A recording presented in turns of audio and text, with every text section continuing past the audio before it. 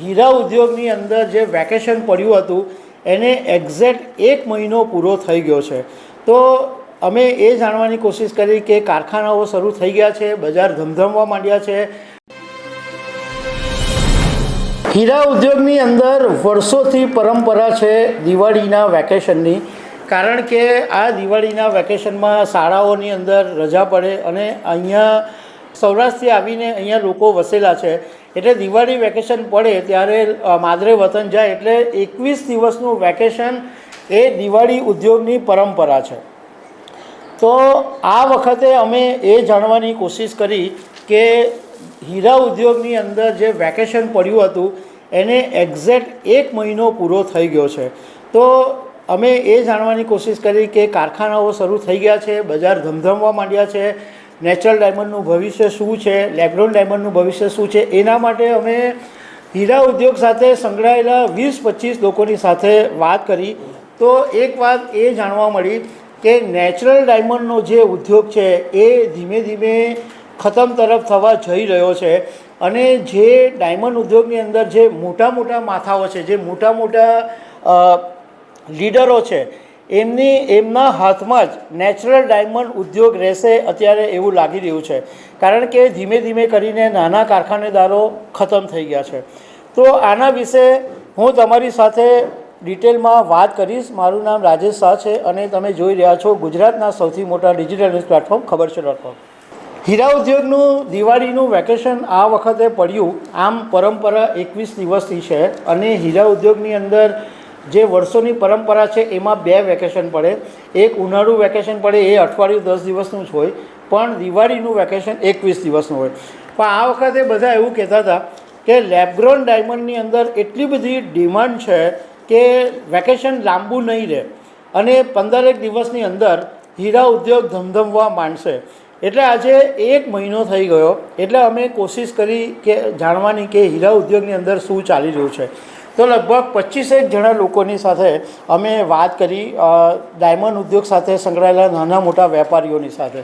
તો એક વાત એ જાણવા મળી કે લેબગ્રોન ડાયમંડ ઉદ્યોગ છે એ ફૂલ ફ્લેજમાં ચાલુ થઈ ગયો છે, કારણ કે લેબગ્રોન ડાયમંડ ઉદ્યોગમાં ડિમાન્ડ છે.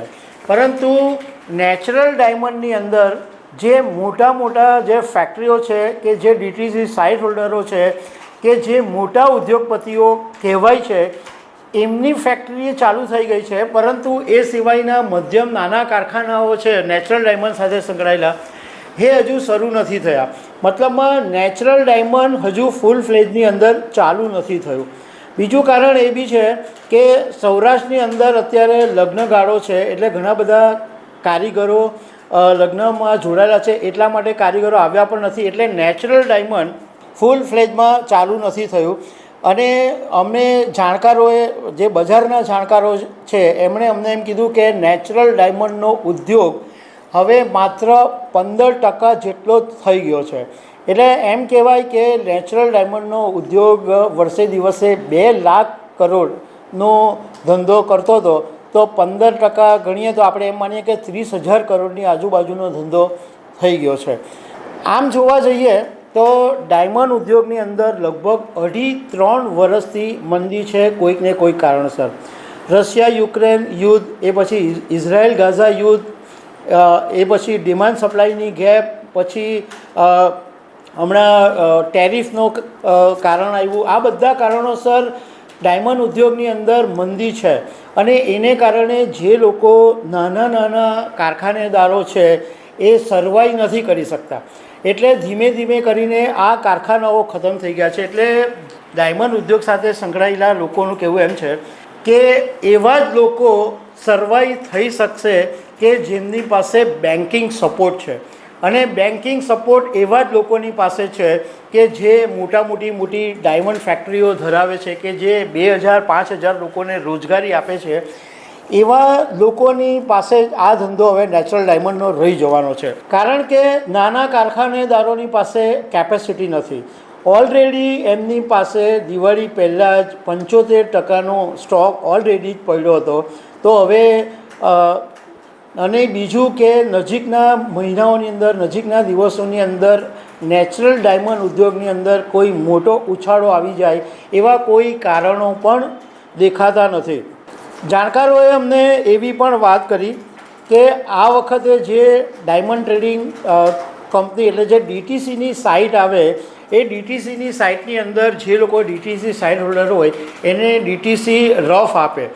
તો આ વખતે ડીટીસીએ જે સાઇટ ખોલી એમાં 25થી 30% રફ ઓછી આપી. કારણ કે ડીટીસીને બી ખબર છે કે અત્યારે ડિમાન્ડ જ નથી, તો એટલી બધી રફ આપવાનો મતલબ નથી. એટલે તો એનો મતલબ એ જ બતાવે છે કે હવે ડીટીસી પોતે જ રફ ઓછી આપી છે.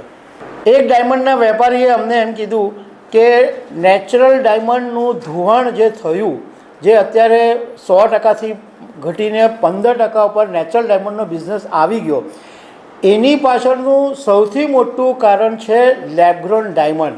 કારણ કે લેબગ્રોન ડાયમંડ નેચરલ ડાયમંડ ઉપર એટલી બધી હદે હાવી થઈ ગયું છે કે ઇવન નેચરલ ડાયમંડ સાથે સંકળાયેલા લોકો પણ હવે પોતાનો ધંધો બંધ કરીને લેબગ્રોન ડાયમંડ તરફ વળી ગયા છે. એક ડાયમંડના વેપારીએ અમને એક ઉદાહરણની સાથે સમજાવ્યું કે નેચરલ ડાયમંડમાં જે બેંગલ્સ પહેલાં બનતા હતા, એ બેંગલ્સની અંદર લગભગ નેચરલ ડાયમંડના 15થી 20 હીરા લાગે. તો એ 15થી 20 હીરાના જે ગોલ્ડનું જે બેંગલ બને એની કિંમત 10 લાખ રૂપિયા થતી હતી. આ એક અંદાજ છે. પણ એ જ બેંગલ એની અંદર લેબગ્રોન ડાયમંડના 15થી 20 જેટલા હીરા એ જ લાગે. અને તમે પહેલી નજરે જુઓ તો નેચરલ ડાયમંડ જેવી જે ચમક બેંગલ્સ પર હોય એવી જ ચમક લેબગ્રોન ડાયમંડના બેંગલ્સ પર પણ જોવા મળે.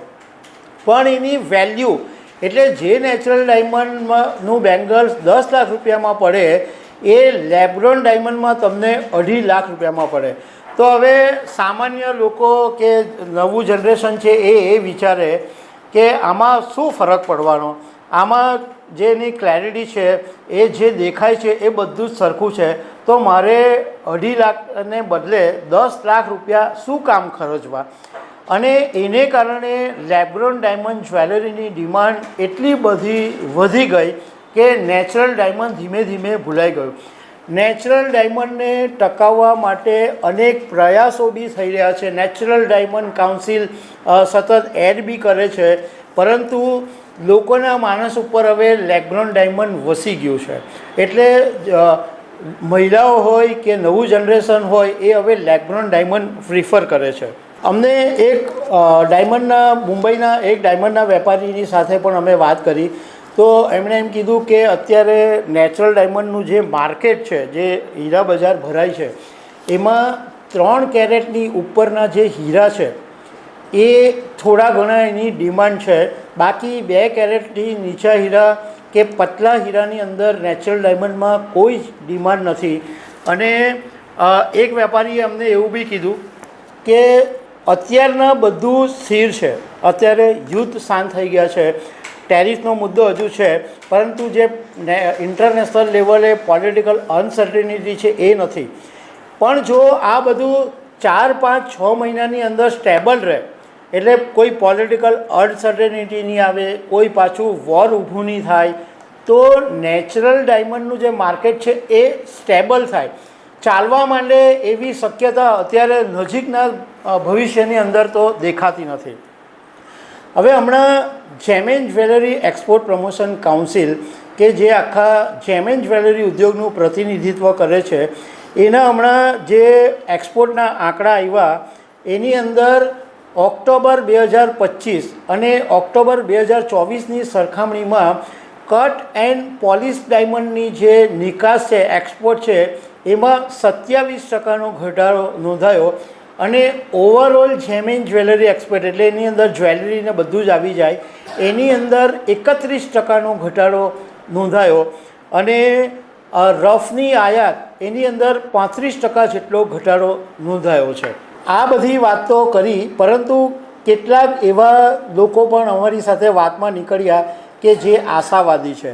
અમને એક ડાયમંડના વેપારીએ એવું કીધું કે ભલે અત્યારે નેચરલ ડાયમંડ નથી લોકો એની તરફ જતા, કારણ કે ડાયમંડ એ એવી વસ્તુ છે કે લોકોની ફર્સ્ટ પ્રાયોરિટી સેકન્ડ પ્રાયોરિટીમાં નથી આવતું.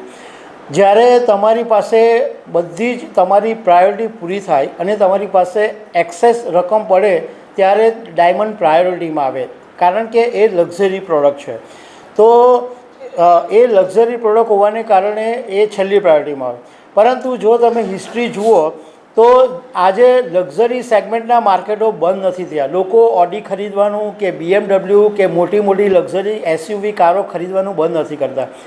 અને જે લોકો વેલ્યુને સમજે છે એ લોકો નેચરલ ડાયમંડ તરફ જ વળવાના છે. જે ધનાઢ્ય લોકો છે, જેમની પાસે ભરપૂર પૈસા છે, એને ખબર છે કે આજે હું નેચરલ ડાયમંડ લઈશ તો 10 વર્ષ પછી મને આની વેલ્યુ મળવાની છે.